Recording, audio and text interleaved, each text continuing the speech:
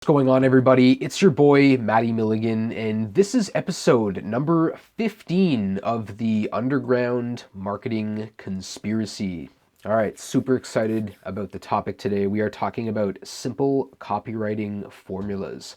I'm going to give you a couple of them today. And this all happened because earlier today I was on a consulting call where this client had tried to write several sales letters themselves. And what ended up happening is they wrote a couple of them and the print version didn't work, the text on the screen, and the actual video sales letter didn't work either. And when I was asking them about what they covered in the video, they were mostly talking about themselves, like talking about how long they'd been in business, the people that work there, and their location, and really talking about themselves. And this is a big mistake so many people do with their websites and specifically their sales letters.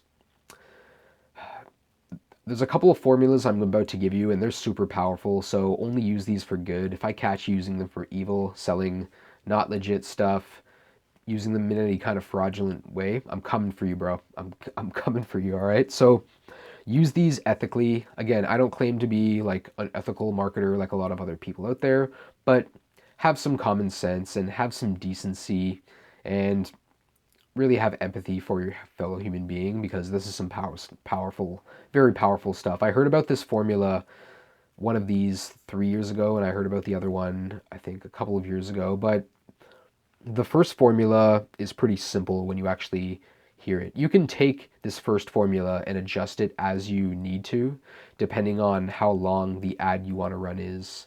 Or, again, if you just want to write a shorter letter, then where you don't have as much space, then you can shorten this. But there's a few key elements that you'll totally need to end up using. All right, so first part of this is the problem and really the issue that someone's having. And I usually like to start with a question in this case and really address someone's problems, right? So let's say, for example, someone wants to grow a tree and they've tried to grow trees in the past and they're not sure how to do this. So this is where it's like, hey, are you struggling with growing trees? Like something very super simple for someone. Now, again, this is something where a lot of people, if they're not interested in growing trees, that'll be like whatever, like they're lost right then and there. But for specific people who are super into growing trees, leading with someone like that is really important. So it'd be like, hey, do you want to grow massively tall trees but live in the desert? So again, having something like that where that's probably their problem. Like maybe there are people in the desert that want to grow trees. You never know. And again, this is where doing your customer research, as I want to touch on right now, is super important. So many people out there make the mistake of focusing on the demographics like age, gender, location, annual income. That stuff's cool, but the psychographics are super important. What people are thinking, what their fears are, what their desires are, what their false beliefs, what their objections are.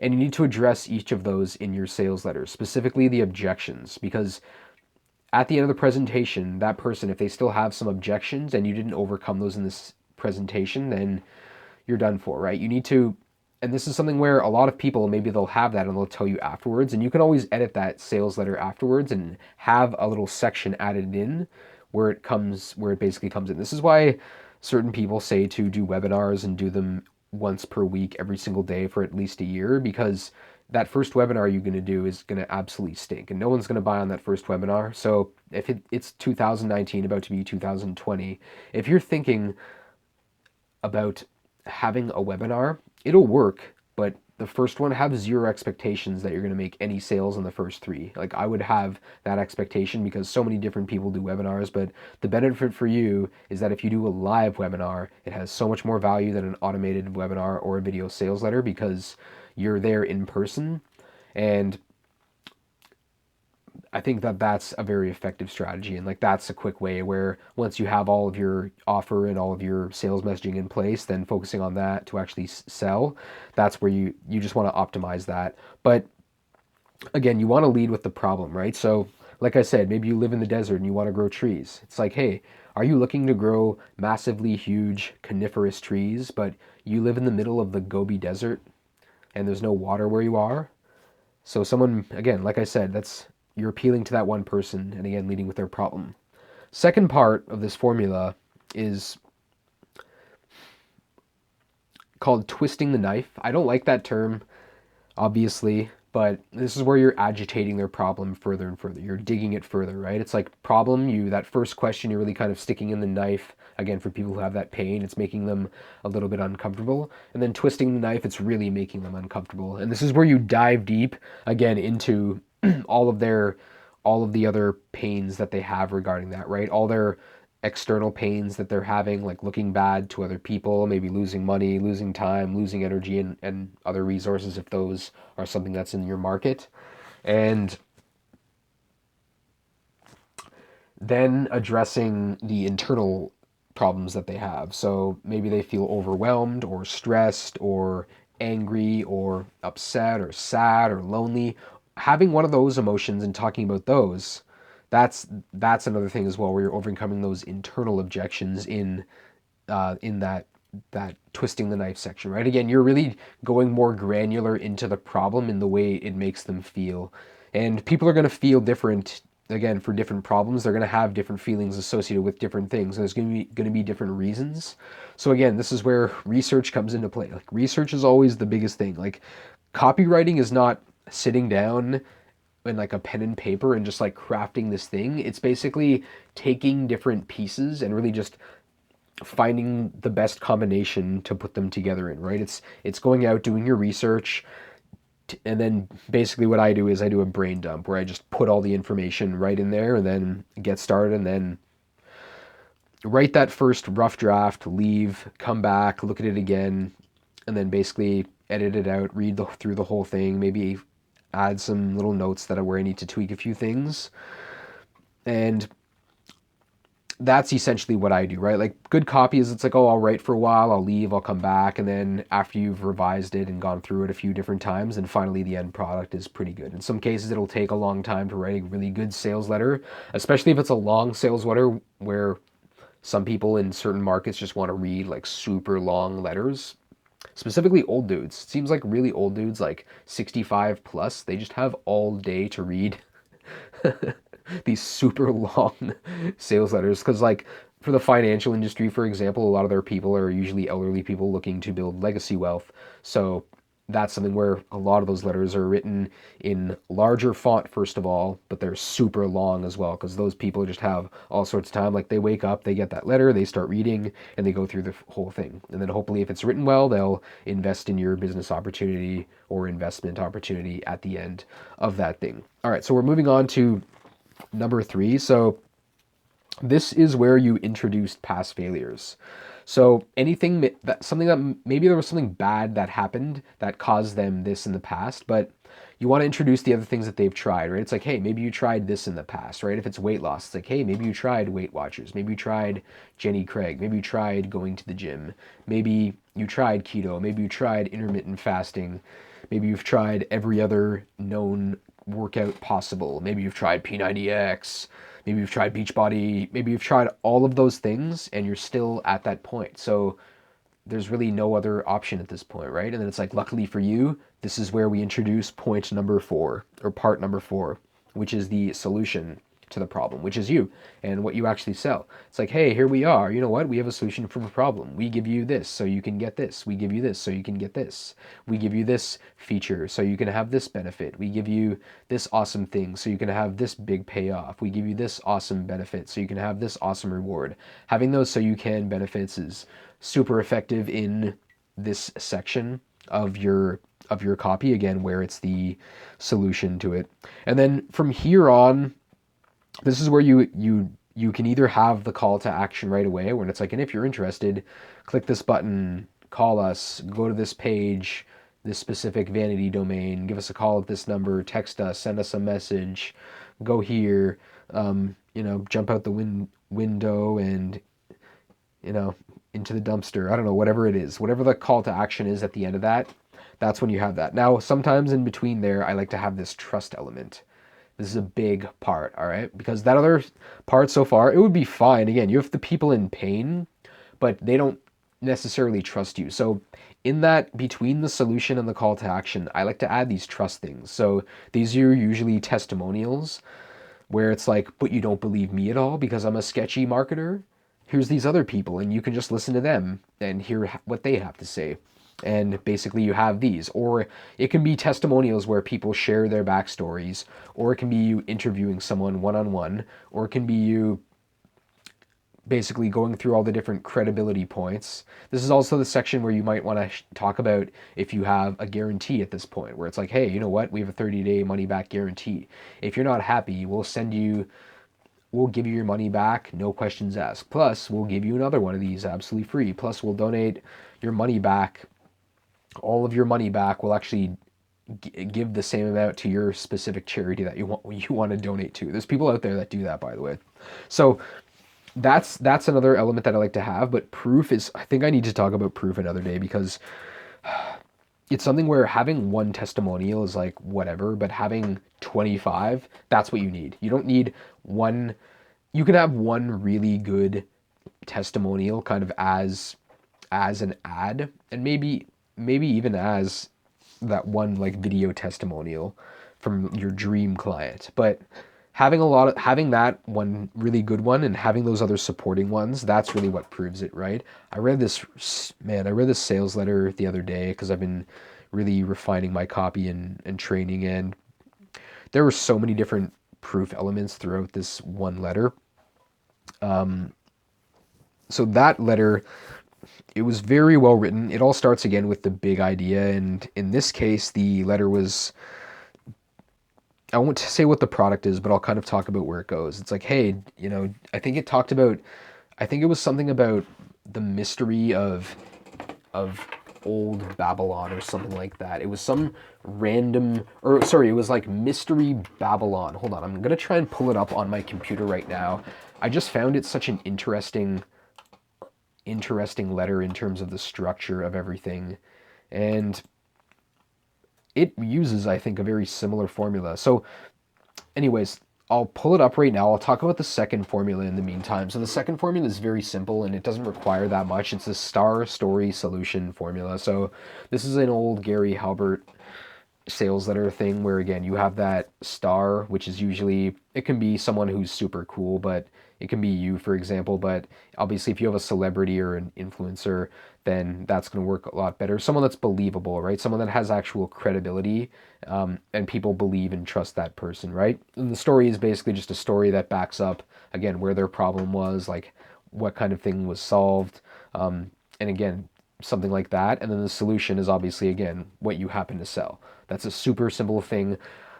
I was listening to the 12-Month Millionaire, and Vincent James said that that was like his, pretty much his bread and butter. He's like, yeah, I basically just only use that.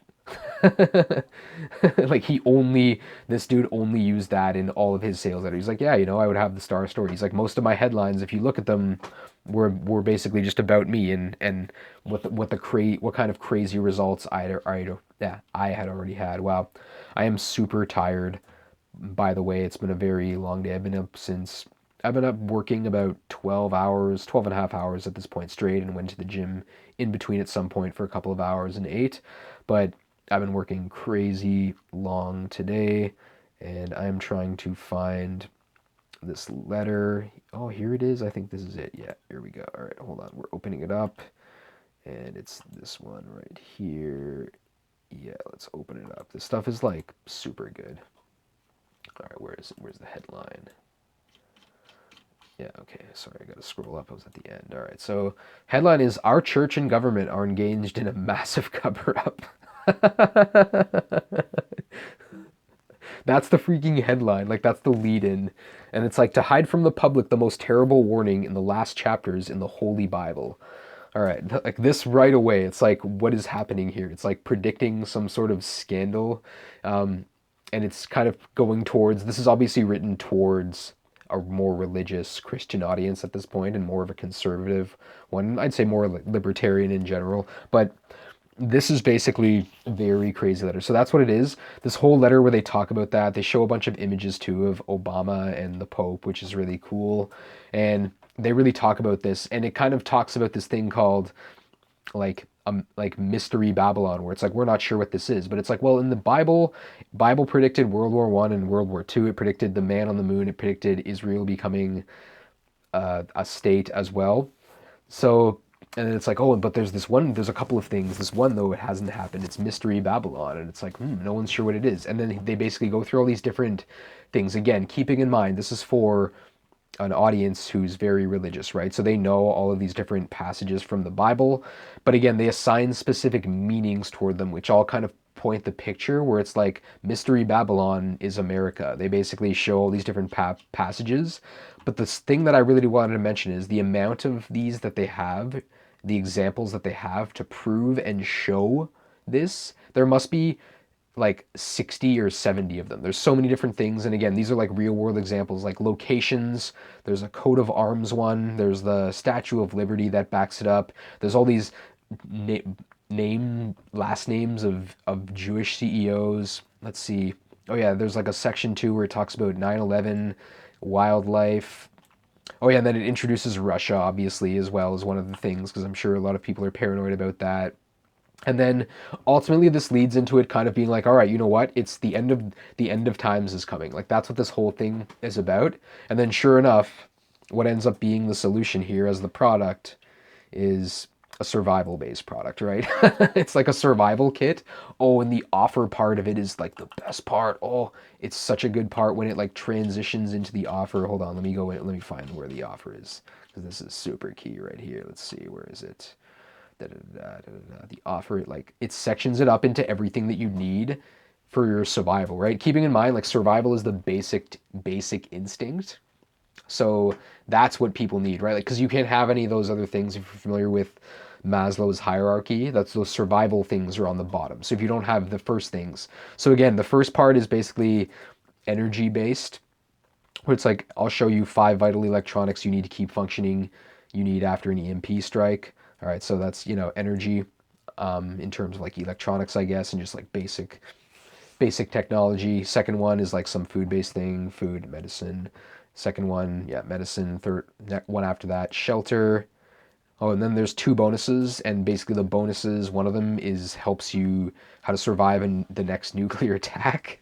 And then where's the other one? How to survive a nuclear attack. And then I think the other one was a chemical based one. Yeah, chemical, exactly, where it like helps you it's a survival guide from, yeah, like poisonous chemicals. Okay, so that's basically what it is, right? And it's, what is it? It's a $49 product. And again, it basically just shows like it looks like it's a 3 ebook mock-up.